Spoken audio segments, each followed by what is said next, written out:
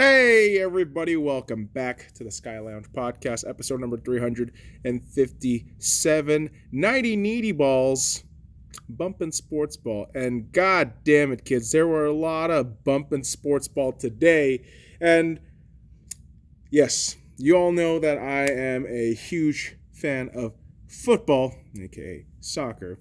And we will be talking about the Euros on Wednesday's episode, but today we got some hockey to talk about. Stanley Cup final between the Tampa Bay Lightning and the Montreal Canadiens, and in game one, the $100 million team won. Surprise, surprise. Now, people can talk about refs, all this good shit, but what I want to talk about personally is the fact that I put a lot of money, well, not a lot, it's only like 20 some odd dollars, which is a lot for me because I don't really gamble all that much. But yeah, put a lot of money on the Canadiens and they just couldn't get shit done. Now, to be fair, I usually go with the high odds, plus 240, plus 350 kind of bullshit, which I know is asking for a lot to go right when, the hockey gods just slapped me in the face and said, get that fucking gambling shit out of here. That's weak, son. I'm going to beat the shit out of the Canadiens myself. It's like, whoa, hockey gods, calm down. You got the $100 million team doing that shit. You don't need to add salt to injury with that, with Montreal getting fucked by the refs again. Yes, as a Vegas Golden Knights fan, I know exactly what I'm talking about here, boys and girls. But, man, oh man. The Canadiens just got their asses beat 5-1 in game one. And you would think that as a Vegas Golden Knights fan, seeing the Canadiens rip his team's heart out, I'd be a little salty about it, but not really. No, the better team won. Vegas doesn't deserve shit. I mean, we've talked about this over and over again. But the thing with this game that, kind of caught my attention was that it was so close in that first two period where, Carey Price is on his game. You have the Canadiens scratching back. It's only 2-1 after two periods. And then the third period just floodgates open. And the $100 million team said, nah. We're worth $100 million and $18. So, God, yeah. And if they were only $18 over the fucking cap space, we wouldn't really be having this, cunty conversation about the $100 million team. That's $18 million over the cap. But, yeah. I mean, overall, great game by Vasilevsky, of course. I mean, the guy's just lights out. And, I mean, come on, man. We have the two best goaltenders in the league going against each other. And unfortunately for Carey Price fans, your boy included, it's a bit of an upsetting one. But, yeah, we couldn't see the Super Saiyan God mode of Carey Price tonight. But it's still a series. It's only one game. And, I'm honestly hoping the plus 1,200 that I have on the Canadiens winning 4-1 in this series can still happen. Hey, man, you never fucking know, right? Because that's the true beauty of sports ball, because we just don't know what the fuck can happen, right? Because, I mean, think about this. When the series between the Canadiens and the Vegas Golden Knights started, I said Knights in 7. Completely wrong on that shit, right? And you also had Vegas fans who were getting arrogant about it, saying, we're going to sweep the Canadiens, no problem. And then they add the salt, the fucking toxic ass, basic sheep fucking Vegas fans are like, you're going to get swept by the Lightning. You don't fucking know that, man. You don't know that. This is only game one. And honestly, other than that slide in the third period, you have a lot going for you Canadiens. And I think when you see guys like Brendan Gallagher with the fucking war-torn face, just blood everywhere, and he's just keep going at it, it adds a fuel to the fire, in my opinion. Now, again, we're not getting so technical with this game one here. I'm just more looking at the, outlook for game two and what we can sort of see for the Canadiens. I mean, you're probably going to see Carey Price just lock his shit down Unless the fucking Tampa Bay Lightning just does some filthy shit. I mean, they can potentially do that. It's just because that team, $100 million, all of those fucking talents around them. But yeah, I'm personally hoping the Canadiens win this. Not for the team's sake, but I'm really hoping for Carey Price's sake. Conn Smythe winner Carey Price. I'm fucking putting that energy out there in the universe, kids. But yeah, just unfortunate.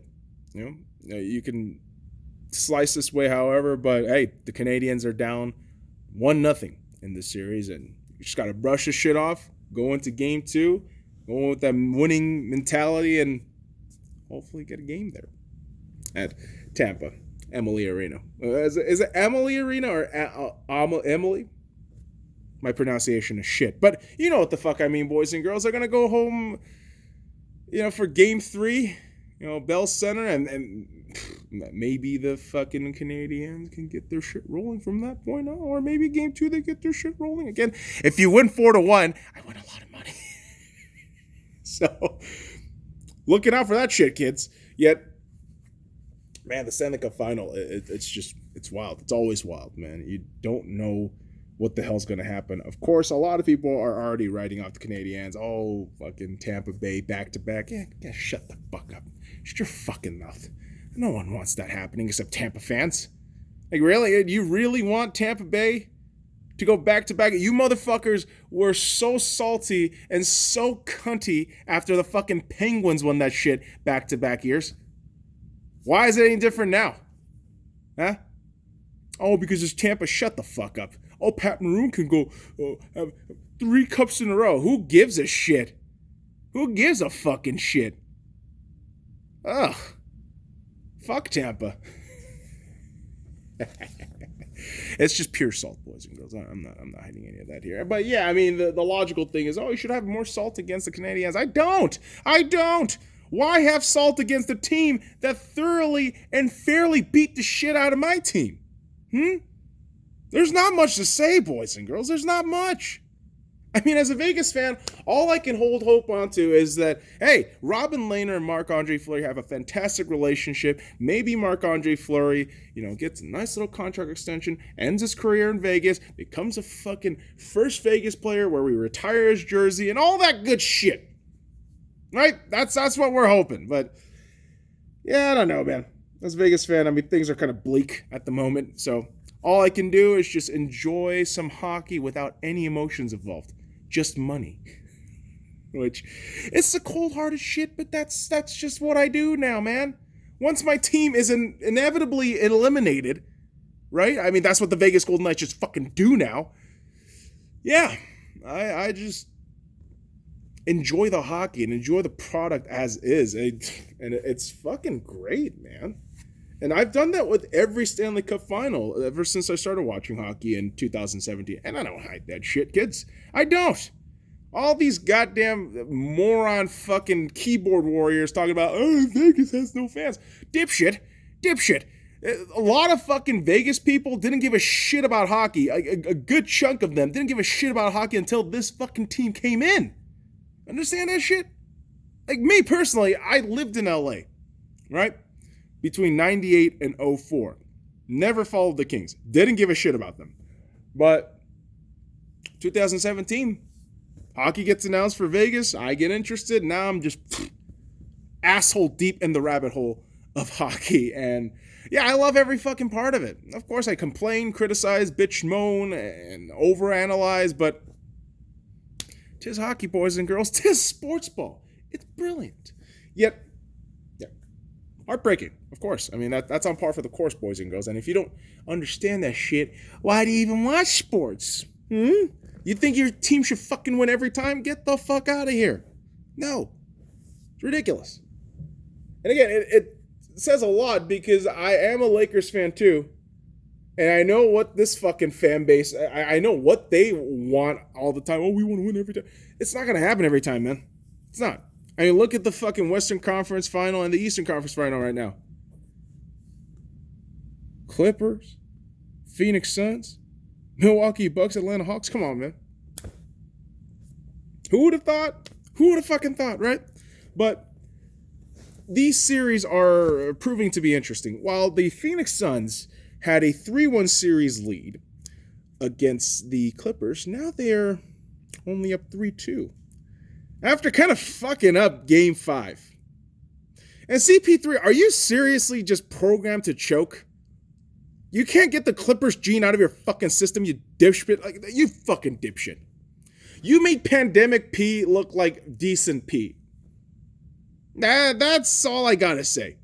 And Paul George coming after the game saying, oh, I'm the most criticized, the most hated player in the league. I'm pretty sure LeBron James has a lot to say about that shit, you little prick. And I'm not fucking cheering for LeBron here. Like, LeBron deserves all the ire, criticism, and hate for all the stupid shit he does. But, oh, Pandemic P, how fucking unaware are you of your own self, you arrogant fuck? This is why certain NBA players just piss me the fuck off, and I want to call them out as soon as fucking as I can whenever they get on some bullshit. Pandemic P, you are no exception. You are one of the biggest fucking assholes out there. And honestly, I hope you lose at Staples Center in Game 6, you fucking asshole. Along with your fucking crew of misfit failures in the Clippers. Oh, Tyronn Lue. Tyronn fucking Lue was a role player who won a championship in Staples Center in the proper fucking color of purple and gold. He's not gonna do shit with the fucking basement-dwelling cunts. Fuck that. Oh, fuck off, Tyronn. Oh, I've come back from a 3-1 series before. You came back from a 3-1 series because you had LeBron James. Also, the fact that Draymond Green was fucking kicked the fuck off for Game 6 because he was being an absolute asshole. And a lot of shit had to go right for that 3-1 fucking series deficit to be erased. And that was an NBA Finals. So I don't want to hear shit. Okay? You haven't proven anything, Clippers. You won one game after being down 3-1. Oh, good job. Hope your asses get fucking blasted in Game 6, you fucking pricks. Piss off. God, the fucking Clippers. You give them one little fucking thing. You give them one little Western Conference final, they get all up in their shit. Like, oh, this is the greatest team ever. What do you call the fucking 50 plus goddamn years of mediocrity, you assholes? Like, what? What an embarrassment of a franchise, dude. I just Control-Alt-Delete this shit if you lose in the Western. If you just get fucking ousted in Game 6, you should just Control-Alt-Delete this fucking franchise. Seriously. It's a joke. It's a joke of a franchise. And once Kawhi leaves, and that's not if, once Kawhi leaves, oh, you're going to be just stuck with Pandemic P and hopefully Terrence Mann can fucking help you out with the Ivica Zubac. Oh, good Lord. Yeah, have fun with that when you're, 11th in the Western Conference? I mean, your usual seat warmer spot, right? Bitch. So angry today. Dude, I'm fucking tired. Had a long fucking day. And yeah, again, the Clippers winning doesn't help. But the curious part is I put money on the Clippers because I thought they'd cover the spread, I believe, at plus 5.5, and I put the over at 214. Thought the Phoenix Suns would win by like a 2-3 point margin, and that was about it. But yeah. Won some gambling money there, Gibbs, but at what cost? At what fucking cost? Makes me sick. Makes me fucking sick. It actually does. But what doesn't make me sick is the series between the Atlanta Hawks and the Milwaukee Bucks. Now, the only thing that does get me sick is that, yeah, Trae Young is questionable for Game 4. We don't know the full extent of his injury at this point. I believe he was getting an MRI. But, yeah. Chris Middleton goes absolutely nuts in Game 3. Trae Young's injured, and you just don't know what the hell's going to happen at this point. Now, will Milwaukee grip their shit up, tighten their old assholes up, and finally get to an NBA Finals? I don't know. I honestly don't know. I do call them the Portland Trailblazers of the East. I don't have any faith in Mike Budenholzer, but this is your best chance, Bucks. This is your absolute best chance to get to an NBA Finals and potentially win it all. Potentially. We just don't know yet. But very curious series at this point. The dynamic is very, tentative, obviously, with Trae Young, being questionable. But should be a fucking fun one, boys and girls, right? Should be. But who the hell knows? Again, sports ball. And a beautiful mystery about it. But yeah, as a Lakers fan, I'm just sitting here enjoying the basketball going on, and I don't really have any complaints, other than the fucking basement dwellers using our fucking stadium to romp around and embarrassingly, stomping themselves like, hey, this is our peak. That's your peak? Your Western Conference final, that's your peak? That's so cute. That's adorable. But yeah. Lakers fans are just disappointed, of course. As am I disappointed with all this sweat coming out from all the fatty food that I ate today. But rest assured, boys and girls, your boy is fully focused. Well, not really. But hey, your boy is feeling good about the sports ball action going on right now. And one good sports ball action that's been going on right now is some Dodgers baseball. Now, after this 4-game losing skid, getting swept by the Padres in San Diego, getting no hit by the fucking Cubs, the Dodgers have been doing pretty okay. Beat the Cubs 3 times. You're fucking doing a little bit of a close bullet dodge there with the San Francisco Giants, which you are now, I believe, 2.5 games behind now with the win today. So things are looking up for the Dodgers, and hopefully they can string everything together despite the fact that, yes, Corey Seager's injury has plateaued. He is not practicing batting, which is super concerning. Although it does give a lot of, play time and a little bit more getting used to in the position for Gavin Lux, who is a natural shortstop, and we all know that Corey can be a little bit concerning as a shortstop. So for the LA Dodgers, despite the injuries, things are on the right foot right now. And it's no real fucking accident that you have my boy Cody Bellinger coming back, and all of a sudden the vibe feels better, the juice is flowing. I mean, you get to your home stadium, crowd's full capacity. I love LA. That's just how it is, baby. That's just how it is.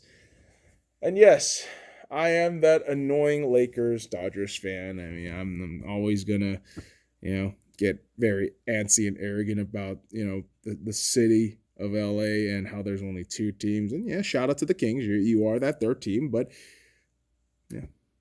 LA only has the Lakers and Dodgers. I don't want to hear any of the goddamn shit. But yeah, enjoying all the sports ball going on right now. But certainly, boys and girls, other than the sports ball, that I do enjoy is, digging my time into YouTube. And, yes, as we are kind of veering away from sports ball right now, I do want to talk about some of my favorite channels on YouTube that I happily recommend, and I will be talking about for a bit. Also to fill some fucking time, because the script is a little bit skimpy today, like a hose clothing. But I've actually made this list a little bit yesterday when I was just dilly-dallying. And I figured, why not list all the cats that I fucking consistently watch, whether it be sports ball or miscellaneous shit. And man, when we talk about sports ball, there's only one man that, in terms of hockey, that I will trust overall, and it's the hockey guy. I'd say months, years at this point, always shouted out hockey guy. Just because his content is absolutely amazing, and the amount of work and effort he puts into all of his content, and the sheer amount of information that he will just give you it's brilliant. It's almost like an encyclopedia of hockey on YouTube. And he also adds this like very witty, dry humor on top of it, which just makes it so fun to watch. And I'd always tell any of my Vegas friends who, are into hockey but not super into it, I'd say watch the hockey guy. This dude is like a teacher. He will educate you, he will enlighten you, and he will make you appreciate hockey more in an objective form rather than the you know tunnel vision way of just viewing from one team's perspective. And honestly, it's helped me immensely as a Vegas Golden Knights fan because I can take my Vegas brain out and just kind of look at it from the hockey perspective. And you saw me call out my fucking team all throughout the goddamn series against the Montreal Canadiens and even against the fucking Avs, even against the Wild. Because it's the hockey guy's style of just objectivity that's really helped me to just kind of see and assess a little bit more in depth. And it's fucking awesome because you just get to appreciate all the other teams, all the other 30 teams, soon to be 31 teams that are in the NHL and other hockey shit that goes around in the world. And it just genuinely makes your brain fucking work and cycle and all this shit.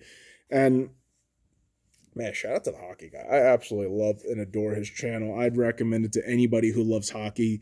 And of course, kind of following along in that same, fashion, but in baseball, I put Foolish Baseball up top in terms of content creator. The dude is just so fucking funny to watch. I believe his name's Bailey, if I'm not mistaken, his real name. But Foolish Baseball, he breaks shit down in baseball in a new perspective where people really wouldn't see, or putting a more layman's style explanation for these StatCast baseball things, these nuances of the sport, and that's come up recently where you have these advanced statistics that you can't really figure out, but it's such an easy consumable product that Foolish Baseball pushes out. And honestly, it's another channel that made me just appreciate baseball, not just from a Dodgers perspective, but from everything else. Like, oh, this is what's going around in baseball. There's these things to look out for. And yeah, I mean, I'm still all about my team, of course. But again, it's that nice little objectivity that is imposed in front of you that you are able to appreciate the art form and the sports ball more. And that's what I truly do appreciate about all these dudes I'm shouting out. And I also got to put in a mention for basketball here, a funky diabetic. I know a lot of people for basketball tend to go for the more hyped up, fucking ADD, G Fuel, adrenaline filled asshole kids. But I like a funky diabetic mainly because he's just very calm, monotonous, yet fucking hilarious when he needs to be. And when he talks about basketball, it doesn't have to be the specific know-how and whatnot, but it's just these little perspectives of, I'd say, just wanting to understand the game and loving the game of basketball, that he just able to express out things pretty well, in my opinion. And again, I'd recommend any of these cats you should just check out and see for yourself, but these are just my opinions on how I view them. And of course, you have in the realm of football, for me, Top Billin, who is unbelievably fucking funny. This dude, explicit content, throws every fucking curse word out there. His analogies, like prison loving, talking about a fucking edge rusher just getting at quarterbacks and shit, or a goddamn receiver getting fucking clowned by a defensive back. His humor is just solid. My kind of bitter, dark humor that I absolutely love. And when Top Billin covers Seahawks football, it's not that wishy-washy shit we get from mainstream media garbage. It's in-depth film analysis, which I absolutely love. And in that sphere, I also like to shout out Brett Coleman, Set the Edge.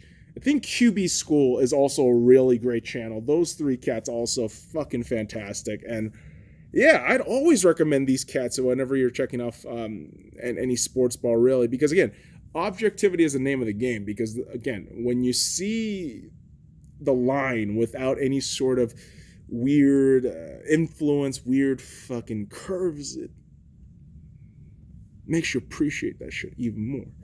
But certainly who does put a little bit of twinge and terror on his shit is, of course, Urinating Tree. Holy fuck, man. You have no idea how much I love Urinating Tree. I've been following the dude for years. His content's always great. And, to see him just have all his numbers go up so significantly over the years, it just makes me so happy for the guy. And hell yeah, Pittsburgh dude. Of course, there's that salt from the Seahawks fan here. But no, Urinating Tree's fantastic. Love to, ever see him in real life. Give him a little pound and say, hey, man, great content. You want a beer? Want to chat up sports? Fuck your Steelers. I say that to a lot of Pittsburgh fans, to be fair. That's just my fucking warm greeting, so to speak, for every Pittsburgh Steelers fan. But, in the realm of football, you have that. You have all these things that Urinating Tree covers. He covers all sports ball. But there's also football. Not just football, but football. And Tifo Football does a great coverage. They do those little animated, not animated, but drawn on sketches of whatever fucking players, coach, whatever have you, and then just explain very thoroughly and very easily to, again, digest these concepts of football. Like whenever they're explaining tactics or a variation on a certain formation, it's not only the visuals that makes it easy, it's just the simplicity of the explanation just makes it just so digestible. And again, I am a fucking huge football fan, but Tifo Football is one of those supplemental channels that I absolutely just love consuming just so I can get a little bit more awareness on what else is going on other than Arsenal, all this shit. And that's what the purpose of all these channels are. Generally for sports ball, it's just to educate me personally, just outside of my own little fucking bubble of my own teams. And it's fucking brilliant. But certainly on YouTube, I'm not just, delving into sports ball here. I got other shit that I just watch constantly. The Critical Drinker is somebody that I just adore so goddamn much. You beautiful Scottish bastard. You fucking dissect the fuck out of just Pedowood movies, and you add your flair to it, and God bless you, my man. I fucking love the Critical Drinker. He is one of those cats that, yes, it's one of those hobbies that I had to fucking kill off for myself, but always check in on the Critical Drinker just to get his take, because it's that bitter pessimism that I know that I will glue onto, because I know how fucking horrible Pedowood and all that shit is. And the general fucking malaise and mediocrity coming out of Pedowood right now with the regurgitated crap. Yeah, same sentiments are shared in the Critical Drinker, yet, he's still in love with that hobby of watching movies and all that shit, and kudos. And again, that keeps me kind of tethered into what's going on out there and all that shit. And some of these channels, yeah, it's just meant for, entertainment or just kind of keeping an eye out on shit. But yeah, entertainment always comes in the form of Buff Corral. This dude is amazing. All right, I don't know if any of you know who Buff Corral is. If you don't, please check him out. This man exudes confidence. He has done a lot of covers of singing and dancing, and a lot of you might just listen and watch and think, oh, it's just some kooky guy dancing and singing a little off key. But for me, it's a guy who has put in the work. He is consistent. He is so passionate about what he does, and now he does original songs, and I see the progress each and every way. And shout out to my boy Maester Mike, who also understands the greatness that is Buff Corral. And man, you guys just need to check him out. He always lights up my day. I always watch Buff Corral when I'm kind of having a shitty day, and again, just that pure passion for what he does is just so invigorating and makes me so fucking happy that, yes, there are people who don't give a fuck about what other people think, and they just do their shit. And it just makes me feel so good to see stuff like that. But certainly the last two channels that I want to talk about on YouTube that I just fucking delve into is the Grand Line Review, which is a One Piece channel run by an Aussie named Liam. And yeah, I mean, that just mostly has to do with my manga obsession right now with One Piece, and also my just general obsession with One Piece. And I feel like Grand Line Review does a really great and thorough job with One Piece. Yeah, certain faux pas here and there, but that's on par for the course. And again, when you can maintain a kind of objectivity to the arts, I will look at you and think, oh, well, something interesting to talk about. And that makes me think. That makes me assess my own opinions and say, maybe. And then you go back to the direct source material, gives you new perspective, new little paradigm shifts here and there. And that's what's so fun. And again, I know I keep saying fun. I keep fucking repeating and recycling the same words with boys and girls. I am fucking tired today. I'm pushing this shit, but what I also want to push is Aural Nuts. Kids, if you don't know who Aural Nuts is right now, I don't know what you're doing with your life. Aural Nuts is life. They make music. They make parody. They make just balls to the wall shit. And I'd recommend that anytime. And kids, I think that'll do it for the night. And yeah, I know I keep saying this, but this 30 for 30 and 30 2K21 edition has been kind of lackluster at best. But yeah, I do blame myself on this. I could have recorded earlier today, but I was hungry. Now I got the itis and I'm tired of shit, and it is super late. So we're going to end it there, upload this shit, and you motherfuckers will regret that you clicked on it. That'll do it for me. And until tomorrow, fuck off.